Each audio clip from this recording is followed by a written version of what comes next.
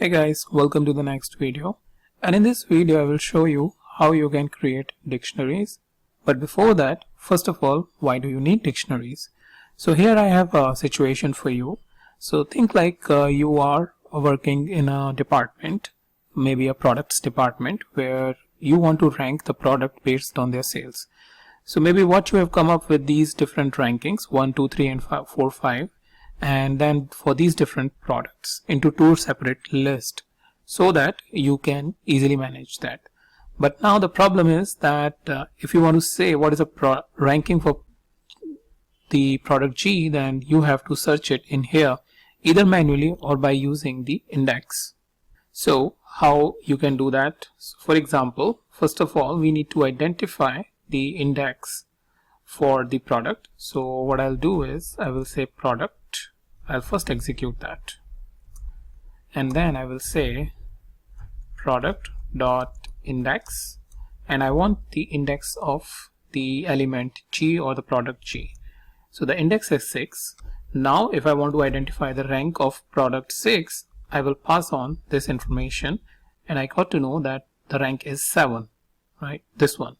Alternatively, what you can do is within the rank you can specify product.index and G.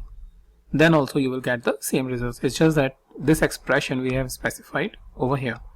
But this is not a very efficient way of basically accessing the data. So to do it in a much better way, what we have got is the dictionaries.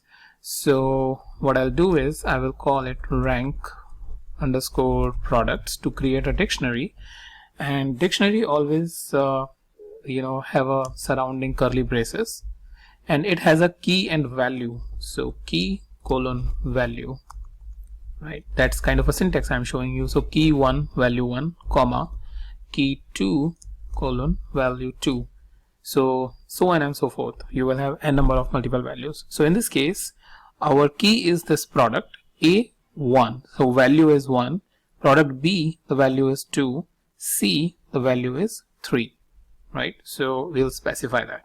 So I will just remove this first of all, and then I will just paste the information for few products. So here I have product A 1 ranking, product B 2 ranking, C, D, E. Similarly we can go ahead for others also, but just for an example I'm showing you little less products. Okay, so here I have the ranked products. So my list is created. What I can do, I can identify the type of rank underscore products, and you will see it is a type of DICT, which is dictionary.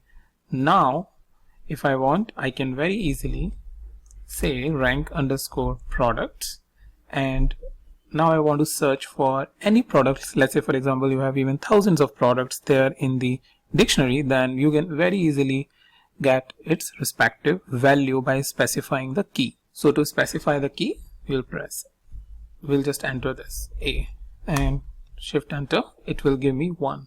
Similarly, if I want, let's say for product E, I will get the ranking. So this is much efficient, clear and a better way of accessing the data. So this does not end here only, because there are n number of usage of your dictionaries within the Python programming.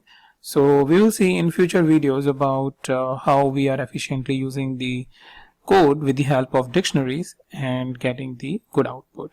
But in this video mainly I wanted to show you how you can create and then access the list based on specifying the keys.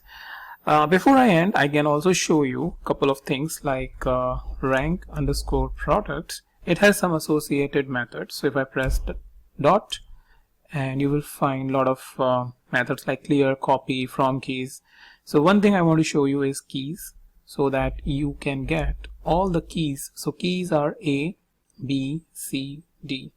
So if I enter, it will give me the dictionary keys. Similarly, if I want, I can get the values as well. So values is 1, 2, 3, 4. For maybe for some of the processing or information need, if you need, you have the option of identifying what are all the keys which are present and what are all the values. Okay, so it is a quiz time, and you need to create a dictionary for the following courses. So this is the course names: Python, R Programming and Julia, and their respective prices.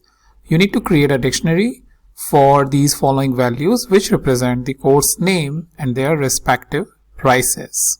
And if you got any question or difficulty in creating the dictionary, just look at my video again, or you can ask me the question in the comments.